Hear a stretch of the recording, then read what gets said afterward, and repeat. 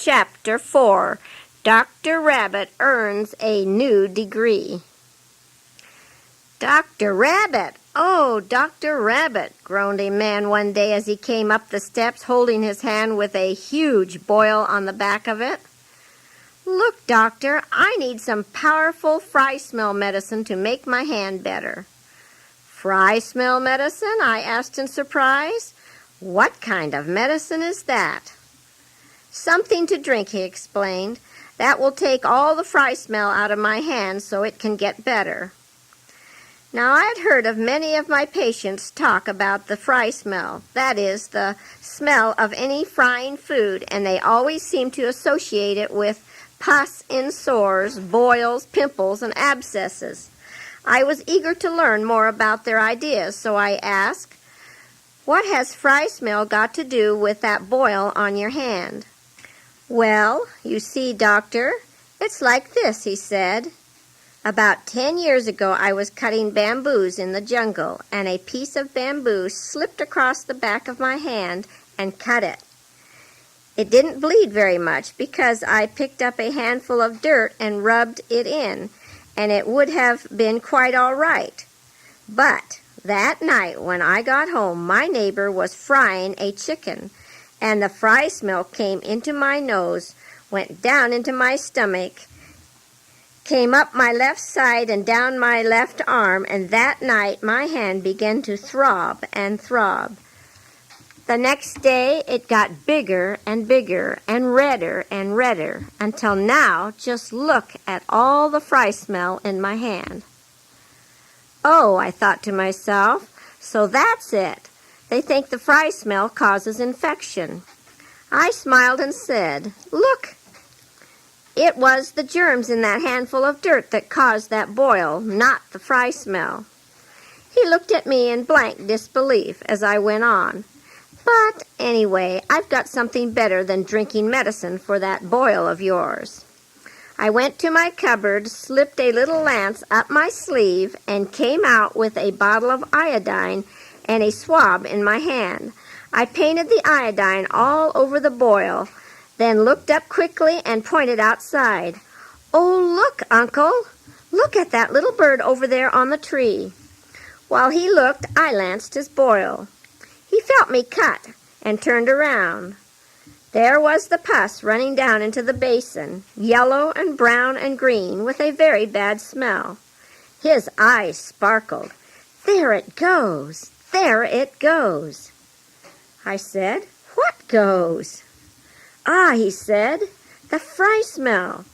He was quite convinced that the pus was coagulated fry smell. "Now my hand will get better, won't it?" I said, "It surely will." His hand got better, and that delighted man went up and down the country telling everyone he met, "If you ever get the fry smell, go down to Dr. Rabbit at the God Worshipers' Sickness House. He has the last word on fry smell. He's the fry smell specialist." Fry smell specialist? Why not, I thought to myself when I heard of it. Why not have a degree after my name? Dr. Rabbit, FSS. Why not? There followed a regular run of fry smell patients with boils, pimples, sores, and abscesses. I treated them all to their entire satisfaction except for one thing. Naturally, being a graduate nurse from the Sydney Sanitarium, I preached the germ theory of infection, and I urged cleanliness, hot water, soap, iodine, and clean bandages for all cuts and sores. But anon I could hear them laughing and talking behind my back. "Ha, ha, ha, germs! Who ever saw a germ?" I never did. Me neither. But the fry smell, everyone can smell the fry smell. Of course their medicine is powerful. Yes, but their ideas are sure odd. Germs, ha, ha, ha. Who ever heard of such a thing? Then Dr. Rabbit got another bright idea. Hadn't someone said something or another? If you can't lick 'em, join 'em? So I tried a new approach. I renamed my iodine. I called it fry smell medicine and began to preach. Paint your cuts and sores with Dr. Rabbit's fry smell medicine. Put a clean bandage around them, and that will keep the fry smell out. It worked. I did even better than that. I adopted the picture of a rabbit for my trademark. I duplicated labels for my medicines so that now I had Dr. Rabbit's Bunny Brand Castor Oil, Bunny Brand Ringworm Lotion, Bunny Brand Itch Powder, and Bunny Brand Fry Smell Medicine. But don't get the idea that it was an overnight victory. One day, a worried mother came to the dispensary and begged me to come and treat her little baby who was too sick to be carried down to the dispensary. As soon as I finished the other morning patients, I went up to her village in the motor launch. The baby was sick. I gave it some treatment, but it needed constant care for several days. I said to the worried mother, "You'd better bring the baby down to the dispensary where Mama Rabbit will be able to care for it for 2 or 3 days. Then I am quite sure it will get better. You can come back with me in the launch." "I don't mind if I do," she replied, and she quickly got together a small basket of rice and some clothes and followed me down to the launch with her baby. Now you know there is always an oily smell around all motor engines, especially when they backfire. Well, this day as I started the engine of the launch, it backfired and filled the launch with exhaust smell. The poor mother was terrified. She grabbed the baby in one arm and the rice and the clothes in the other, and leaping out of the launch, away she ran, screaming at the top of her voice. "Fry smell! Fry smell! Look out for the fry smell!" And all attempts to contact her again failed. Another time I was called to a village about 6 miles away to see a sick man. I decided to go by bullock wagon and take my projector with me in the hopes of showing some pictures on the life of Christ in the evening. All went well. I visited a number of sick people. They were all excited about seeing the pictures, and when I was ready and began to play my trumpet, they gathered together. Soon I was showing the wonderful pictures, and the crowd was oohing and awing. Well, in those days, you used carbide gas for your light. Your grandpas can tell you all about carbide gas. Small lumps of carbide were placed in a can. Then water is dropped into the carbide drop by drop. At once bubbles begin to form on the lumps of carbide and the gas is given off. It passes up through a rubber tube to the burner where it burns with a bright white light. But the gas was a very, very bad smell. If, as sometimes happens, there is a drop or two too much water, the gas generates too fast for the burner to burn it. Then the gas just bubbles up through the water. Doodle, doodle, doodle, and you can smell the escaping gas everywhere. That very bad smelling gas. Well, I was maybe halfway through my pictures when I heard my generator go doodle, doodle, doodle. It gave me no time to think. The people nearest the generator smelled the gas, and instead of asking what it was, they sprang to their feet, wrapped their skirts and blankets around their heads, and yelled, "Fry smell! Fry smell! Look out for the fry smell!" Everyone in the crowd stampeded for the jungle, and nothing I could do or say would persuade them to come back and see the rest of the pictures. In spite of the frequent fry smell disappointments, however, our reputation spread farther and farther into the jungle villages. More and more we were being called to a village where some delighted patient had told all he knew about the God worshippers and their powerful medicine. This was exactly what we had hoped for and prayed for. We discovered that we were welcome to stay in the home of every satisfied patient we had ever had. and we could hold meetings there with no opposition. What we needed now was more workers on the staff. We needed a Karen evangelist to help do the visiting. We needed 2 more teachers for our growing school. We needed an assistant missionary who was also a nurse, so one of us could be in the field and one could look after the home-based dispensary. In a wonderful way, God supplied the needed teachers and the evangelist almost at once. The evangelist's name was Thai Mayang, and you can read the story of his remarkable life in one of the recent Missionary Volunteer Club books, Jungle Storyteller.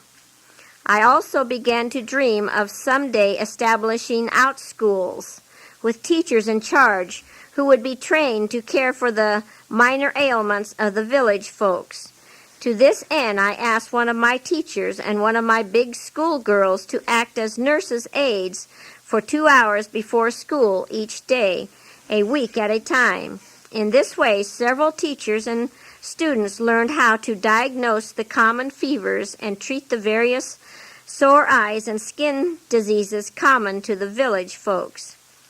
As soon as Thai Mayang, the new evangelist, was settled, we went through our record sheets and made a list of the patients in the villages to the west of us. We packed the canvas bags to be carried on our backs, putting in a change of clothes, a small mosquito net, and a generous supply of simple medicines. Then we took to the road for a 2-week trip. What a thrill the trip was! In each village we visited our previous patients, to their inexpressible joy. "Dr. Rabbit has come! Dr. Rabbit has come!" they shouted. Little boys went scampering off to call their aunties and uncles and grandmas and grandpas. We were entertained with the best food the village had. We were given the best bamboo veranda to sleep on. We had a splendid meeting every evening. And as we sat with Thai Mayang and the old men around the campfire after each evening meeting, I said again and again to myself, "This is it. This is it." However, the trip was not without its heartaches. "Doctor, doctor," cried a man as we came into the village 12 miles out, "have you got any burn medicine?" "I surely have," I replied. "When did your little girl burn herself?" "About 7 years ago," was his surprising reply. 7 years ago? "I don't know what I can do for a burn 7 years old," I groaned. "Well, please come and have a look anyway," he urged. So I went up the bamboo ladder into his house. I sat down on the veranda. I heard him call his daughter. In answer, I heard something that sounded like a kangaroo flopping. The next minute, a 12-year-old girl was standing before me on one leg, while her father explained, "You see, doctor, when she was a little girl 5 years old, her dress caught on fire one evening. It burned all of one leg and one side of her body and one arm. Then, because I had no medicine, and because you missionaries had not come yet, and because the government hospital was too far away, and because the burn place hurt to be exposed to the air, my little one just huddled in the corner in the darkness and cried. In 6 months, her leg and her body and her arm had grown together." The father looked hopefully into my face as he pleaded, "Now, doctor, have you some burn medicine to put on the terrible scar so that she can run and walk and play like other children again?" "I'm sorry, uncle," I said. "I can do nothing, but I'll give you a letter to the surgeon at the Moline Hospital. I know he will be able to do something." "No, no, we are afraid of the hospital in Moline. It's too far away. If you cannot do it, then she must stay as she is." I saw the hope fade out of the face of the 12-year-old. It brought a lump to my throat and tears to my eyes. Thai Mayang hastened to tell them of a loving, living God who will make cripples walk someday if they believed. Then we went on with heavy, aching hearts. At last the trip was over. Thai Myang and I were on our way home. About 7 miles from our mission, we came to the camp of our European district commissioner. I knew him well and greeted him warmly, and sat in a chair beside him. He had quite a camp. It took 2 elephants to carry the tent, the folding furniture, and all the supplies. He had a cook, a valet, and an armed bodyguard of 12 policemen. "Where is the rest of your group?" he asked kindly. "There are no others. Thai Myang and I are alone," I replied. "Alone? Where are your guns?" "We have no guns." "Hare, you must be crazy," he said. "This jungle is dangerous. There are tigers and sometimes bad men." "Commissioner," I said, "we have been visiting our patients. Every one is a friend, and every one of their nieces and nephews, their uncles and aunties, and their grandmas and grandpas are friends. They look after us like kings in their villages and would gladly accompany us from one village to another if we needed them." The commissioner nodded his head in understanding. "You're right, Hare. You see, with me it's different. In every case I judge, I make one friend and one enemy, maybe many enemies. And so, I understand," I said, "and I'm so glad that I am a missionary." We chatted for a little while longer, then Thai Myang and I went on, unafraid. We had hardly gotten home and had scarcely bathed and eaten when a lad came running from the dispensary. "Nurse Fairone says to come quick," he said. They brought in a man who has been mauled by a tiger. He and his friend are log catchers. They catch logs floating down the river and tie them into rafts for the sawmills in Moline. Well, last night, just as it was getting dark, they thought they saw a log and went after it. But it was a tiger swimming across the river. While they were turning around, the tiger attacked the man in the back of the canoe. "Oh, it's terrible, Doctor. Come quickly." In a few minutes I was at the poor man's side. It was terrible. With one paw the tiger had scratched the poor man's thigh, and there was a gash 9 inches long right to the bone. With the other paw the tiger had scratched the poor man's knee, tearing away the muscle and the tendons. Then with both paws the tiger had seized the poor man by the ankle and had crushed his foot. "How did you get away from him?" I asked in amazement. "Well, when the tiger opened his mouth to bite my foot, I shoved my paddle down his throat. Then, roaring and howling with pain, the tiger let go and went away." "You're a brave man," I said. "I'll do my best for you," and I did. I sewed up his thigh and his knee. But that poor foot, it was mangled beyond repair. I soaked it and poulticed it day after day. But after a week there were definite signs of blood poisoning. "It looks like I've got the fry smell in it," he said woefully. I didn't feel like arguing. I nodded my head and said, "Come, I'll take you in my launch to the government hospital. I'm sure the doctor there can amputate your foot and save your life." Reluctantly he agreed, and the next day we were at the Moline Hospital. "Yes, you have brought him in time," said the doctor. "I can amputate and save his life. But first he must give his consent." That's easy, I thought to myself. But I was wrong. The poor man listened carefully as we explained the danger he was in.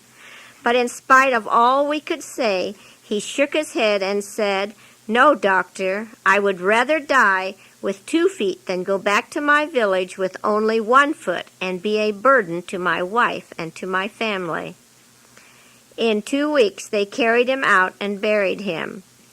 When we heard the sad news, Mama Rabbit looked at me with a very strange expression on her face and said, "So, Dr. Rabbit, FSS, There are still some cases your famous fry smell medicine will not cure."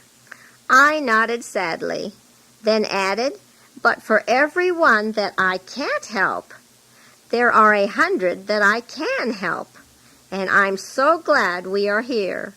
I feel we really belong right here." She said feelingly, "I do too."